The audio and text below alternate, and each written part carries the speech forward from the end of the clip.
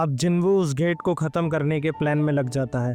वो ये सोचता है कि 8 गेट्स ओपन होंगे तो मैं कैसे 8 जगह एक साथ रह पाऊंगा। तो मुझे सबसे पहले कोरिया के सबसे पास जो गेट्स हैं उनको ख़त्म करना होगा अपनी फैमिली को बचाने के लिए।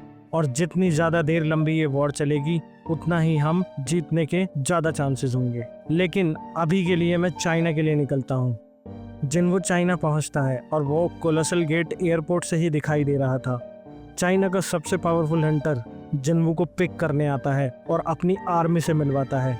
उसकी आर्मी में 100,000 सोल्जर्स हैं जो लड़ने के लिए एकदम तैयार खड़े हैं उस गेट के नीचे। तभी जिन्वू अपनी शैडो आर्मी भी बाहर निकालता है क्योंकि वो कोलोसल गेट अब खुलने ही वाला है। सबकी नज़र उस गेट पर टिकी है। वो गेट अब खुलने लगता है। जिन्वू का ग्रैंड मार्शल विलियन बोलता है कि मुझे उस गेट के अंदर से कोई भी फीलिंग नहीं आ रही, किसी का ऑरा दिखाई नहीं पड़ रहा। जिन्वू सोचता है कैसे हुआ। वो विलियन से पूछता है कि अदर लोकेशन का क्या हुआ। वो बोलता है कि दूसरे सारे गेट्स भी ऐसे ही हैं। जिन्वू विलियन को बोलता है कि तुम ये बोल रहे हो सारे गेट्स खाली हैं। जिन्वू समझ जाता है उससे कोई गलती हुई है। उसने सोचा कि वो अलग अलग गेट्स को खोलेंगे और उनसे अपनी आर्मी को भेजेंगे डिवाइड करके, लेकिन उनका प्लान तो मेरे से सबसे दूर वाला गेट खोलने का था। हर कंट्री का हंटर जिन्वू पर भरोसा करके बैठा था।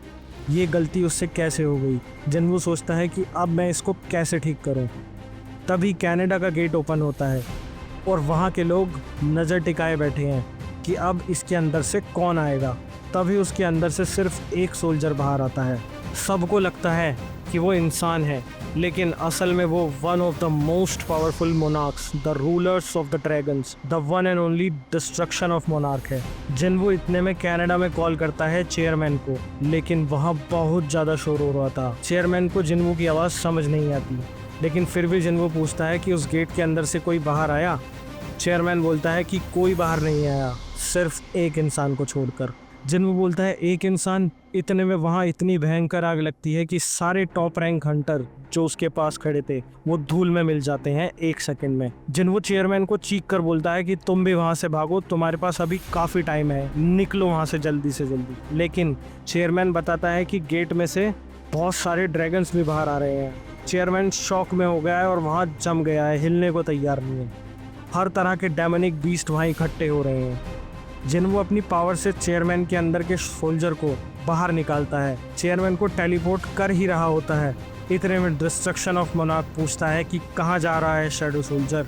वो चेयरमैन जिन्वू को बोलता है हंटर संग जिन्वू, मैं तो गया, लेकिन जैसे ही मोनार्क ऑफ डिस्ट्रक्शन उस पर फायर अटैक कर रहा होता है, उतने में जिन्वू चेयरमैन को टेलीपोर्ट करने में सक्सेसफुल हो जाता है।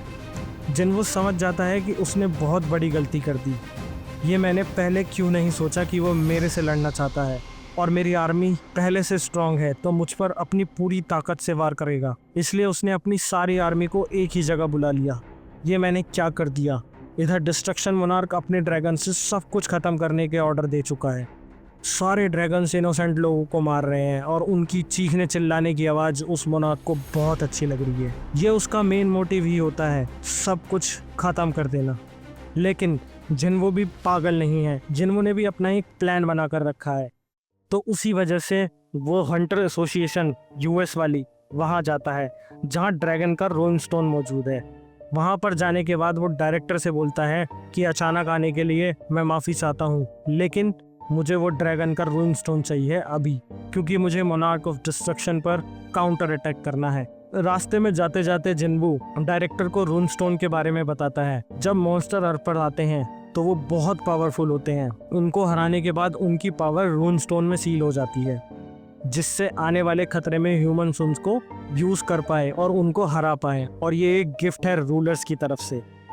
जिन्वू उसे लेकर निकल जाता है और जाते जाते एक फेवर और मांगता है डायरेक्टर से कि उसे नॉर्मन सैलर से मिलना है, जो वो सपना देखती है, वो वाली औरत। डायरेक्टर उसे नॉर्मन सैलर के पास लेकर जाता है। नॉर्मन सैलर जिन्वू को देखकर बोलती है तुम वो इंसान नहीं जिससे मैं पहले मिली थी। पहले तुम्हारा कुछ पार्ट अंधेरे में था, लेकिन अब तुम पूरे ही अंधेरे के राजा हो गए हो।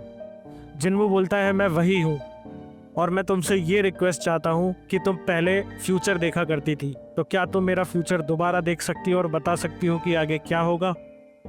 नॉर्मन सैलर उसका हाथ पकड़ती है और देखते ही देखते वो रोने लगती है। वो ये कहती है कि तुम ये सब अकेले करने की सोच रहे हो, अपने आप को सेक्रीफाइस करके। कोई भी तुम्हें याद नहीं रखेगा अगर तुमने ऐसा स्टेप लिया, कोई भी। जिन्हों बोलता है थैंक यू, इसका मतलब ये होगा। और जिन्हों वहाँ से बोलता है कि थैंक यू मेरी रिक्वेस्ट पूरी करने के लिए, और वहाँ से चला जाता है।